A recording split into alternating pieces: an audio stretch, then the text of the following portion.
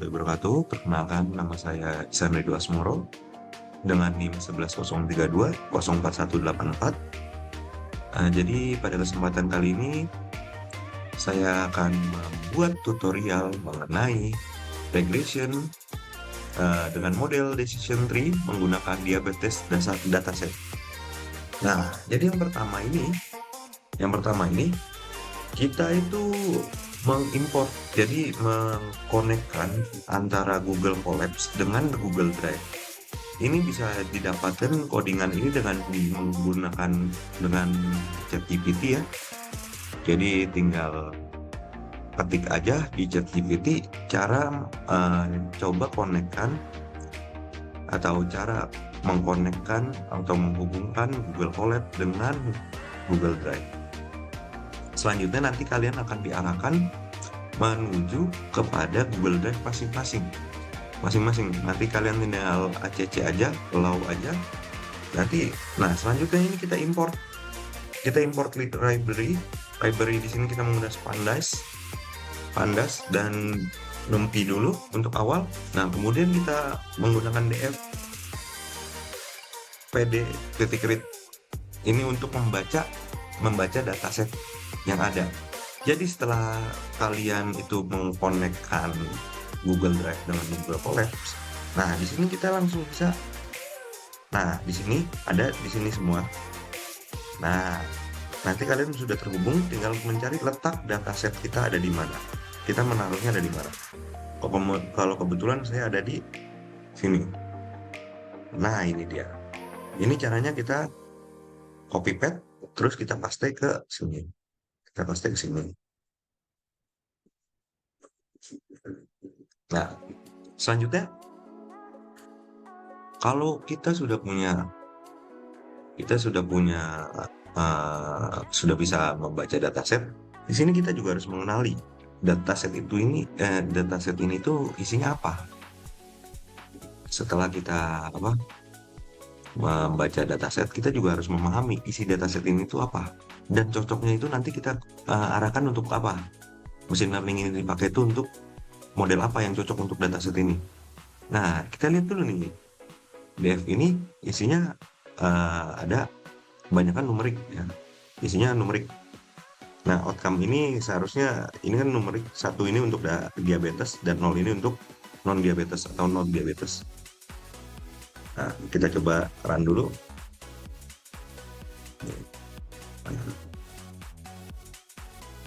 Kita lihat ini datanya ada 2000 baris dan 9 kolom. Oke, ini juga sama untuk menampilkan info. Kalau ini kan infonya ini bisa dilihat juga. Nah, sama aja sih. Yang itu menampilkan informasi yang ada pada dataset seperti 5 baris awal dan 5 baris akhir, serta juga ada jumlah kolom dan baris. Dan di sini ada jumlah kolomnya itu kan 2000 itu karena atasnya juga termasuk yang atas ini. Nah, ini dari 0 ini 5 data teratas dan ini 5 data terbawah. Selanjutnya, apa yang harus kita lakukan?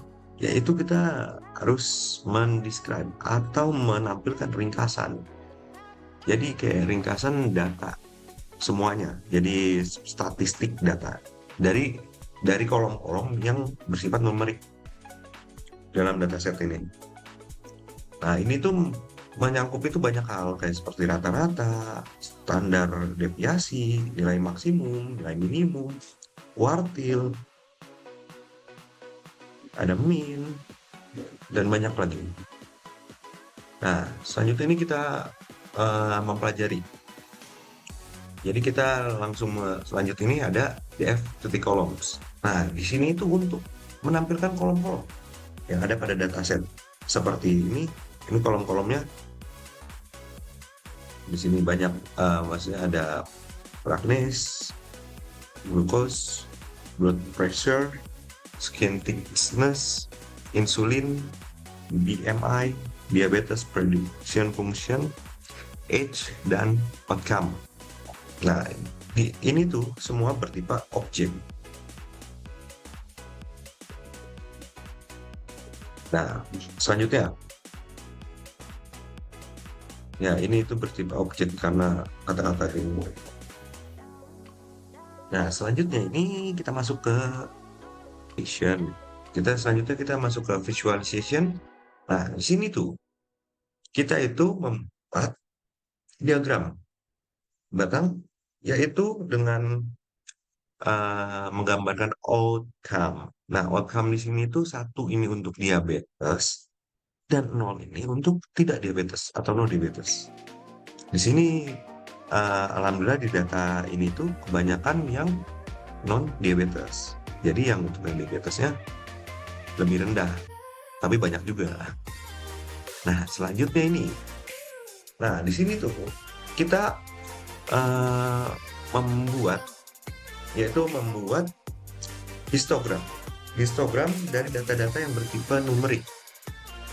Karena di sini datanya numerik semua, jadi banyak hitografnya. Nah, di sini tuh kita masukkan numerical columns, kolom-kolom yang berisi numerik yang ingin kita dijadikan di plot ke dalam bentuk histogram. Nah, ini hasilnya bisa dilihat.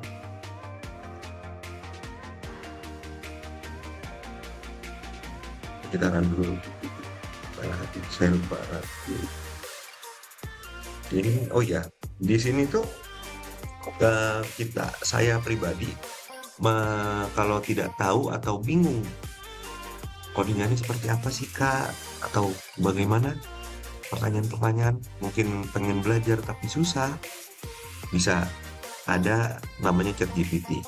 Di situ kalian bisa menanyakan, seperti halnya ingin membuat grafik atau ingin membuat visualization. Anda tinggal mengetik gini. Pertama, Anda masukkan dulu kolom-kolom yang ada pada dataset Anda. Yang kolom-kolom ini nih, kolom-kolom ini dimasukkan ke dalam dataset Anda. Kemudian nanti diberitahu bahwa ini semua ini data yang kolom-kolom yang ada di dataset saya. Kemudian nanti Anda tinggal bilang mau buat apa. Misalnya kayak mau buat visualization untuk data, tinggal ketik aja gini. Coba buat data visualization berdasarkan kolom-kolom pada dataset saya. Nanti akan keluar codingannya. Codingannya akan keluar. Nah, selanjutnya kita masuk nih ke matrik korelasi.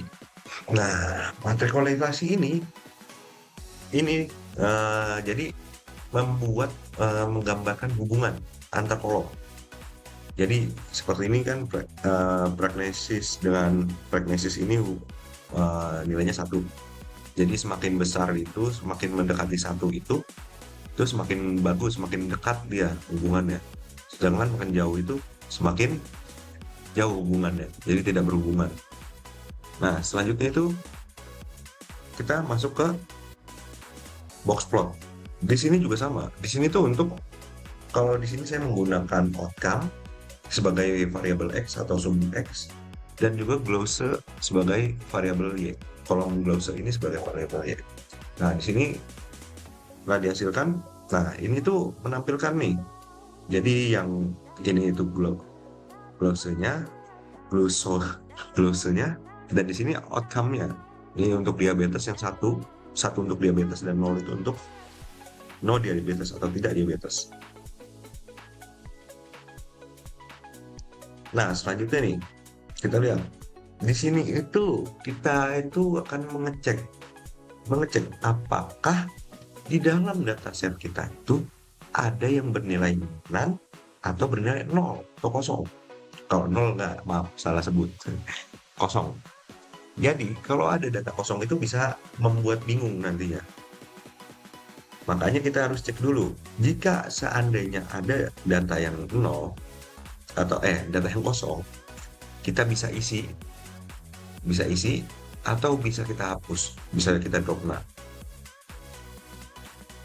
selanjutnya kita lanjut ke Nah, di sini ini agak lama ya.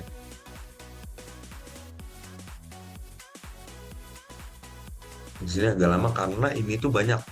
Jadi membuat Firefox dengan outcome sebagai variabel. Jadi hubungan-hubungan. Jadi menampilkan hubungan antar variabel dalam dataset.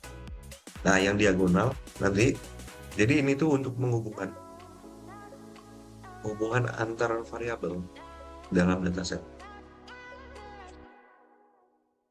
Nah, bisa kita lihat di sini. Ini hubungan antara variabel dalam dataset dengan diagonal. Jadi ini yang diagonal ini, tuh nggak bisa ini. Aduh, aduh. Yang diagonal, yang diagonal ini menunjukkan distribusi uni, distribusi univariat dalam setiap variabel. Nah, sementara yang scatterplot itu yang bulat-bulat. Ini menunjukkan hubungan antara pasangan variabel. Jadi antara pasangan variabel, antara outcome, ini kan outcome di sini tuh jadi wah, yang biru itu 0 atau tidak diabetes, dan yang kuning ini diabetes. Selanjutnya kita masuk ke isplot. Nah, di sini ini membuat histogram dengan glukos sebagai variabel X dan outcome-nya sebagai variabel W. W. Nah, di sini kita bisa lihat nih, ini menampilkan keterkalian. Jadi seberapa? Jadi ini tuh menampilkan seberapa terkaitnya sih antara glukosa ini dengan outcome, yaitu dalam ini tuh diabetes. Nah, bisa dilihat dari sini tuh, kita lihat jumlahnya ini di 0, glukosanya 0. Kita lihat di paling tinggi ini ada di sini di sekitaran 90. Enggak nih, 90 apa sih? Ini 95. Sekitaran 95, 140. Nah, ini puncaknya di sini nih. Jadi yang glukosanya di sini 95, ada 140 orang, tapi kebanyakan yang ini non diabetes. Nah, tapi juga ada nih yang juga di sini tuh 95, dia 20 orang, tapi kena diabetes. Nah, kita bisa melihat data-data itu. Jadi berarti banyak faktor lagi yang selain glukosa ini, banyak faktor yang bisa mempengaruhi orang tersebut terkena diabetes atau enggak. Nah, selanjutnya kita masuk ke ini. Ini itu untuk menghitung atau membuat diagram pie. Nah, di sini bisa dilihat diagram pie ini kita peruntukan untuk outcome ya. Di sini ada 34,2% diabetes, dan ini non diabetesnya 65,8%. Nah, ini menampilkannya kayak gini ya. Ini untuk codingannya kita bisa juga dari ChatGPT, yaitu tinggal bilang coba buat diagram pie. Kalau saya bilangnya diagram pie. Nah, untuk berdasarkan kolom-kolom yang tadi sudah disebutkan, kolom-kolom dataset saya, nanti akan keluar kayak gini nih. Nah, ini untuk kita pisah ya, biar nggak terlalu dempet. Jadi kita bisa biar kelihatan banget bedanya. Nah, selanjutnya nih kita sudah masuk nih ke materi utama. Nah, di sini tuh kita pertama mengimport dulu modul-modul yang dibutuhkan. Di sini kita membutuhkan banyak sekali ya, ada 4, yaitu scalar model selection, import train test split. Nah, selanjutnya ada juga scalar tree, import decision tree regression karena kita mau menggunakan regression. Selanjutnya ada from scalar metric, ini main square error, ini untuk nanti menghitung rata-rata, dan R2 score. Nah, untuk evaluasi model nanti kita lanjut ke bawah. Nah, selanjutnya ada ini juga scalar tree import export text. Nah, ini untuk menampilkan struktur pohon keputusan atau decision tree tersebut. Nah, kita masuk ke fitur ini. Nah, kita itu harus menggunakan, kita harus menentukan mana nih yang sumbu X, mana nih yang sumbu Y. Jadi kita harus tentukan nih apa yang ingin ditebak atau diprediksi dan mana yang data-data yang diperlukan untuk melakukan prediksi tersebut. Nah, di sini fitur yang X ini, nah yang X ini itu kenapa ada X 1? Nah, ini tuh kalau X sama dengan satu, itu maka semua kolom dipakai kecuali kolom yang ada di sini, outcome. Nah, untuk target kita gunakan outcome karena tadi dia nggak masuk ke dalam data training. Nah, kita bagi dataset menjadi dua, dataset data latih dan data uji. Nah, kita membuat model decision tree regression, melatih model dengan kita latih modelnya di sini, X-train, terus Y-train, terus kita prediksi menggunakan data uji, terus kita evaluasi modelnya. Nah, menghasilkan data seperti ini. Nah, nah ini dia. Nah, kalau ada yang bertanya-tanya, main square error itu apa sih, Kak? Jadi, square error ini itu adalah nilai dari rata-rata. Jadi rata-rata. Jadi semakin dia kecil itu semakin bagus, makin akurat dia. Nah, sedangkan kalau R squared ini yang 0,91 sekian-sekian ini itu jadi semakin mendekati satu itu dia itu semakin mendekati satu itu semakin baik modelnya, semakin baik modelnya.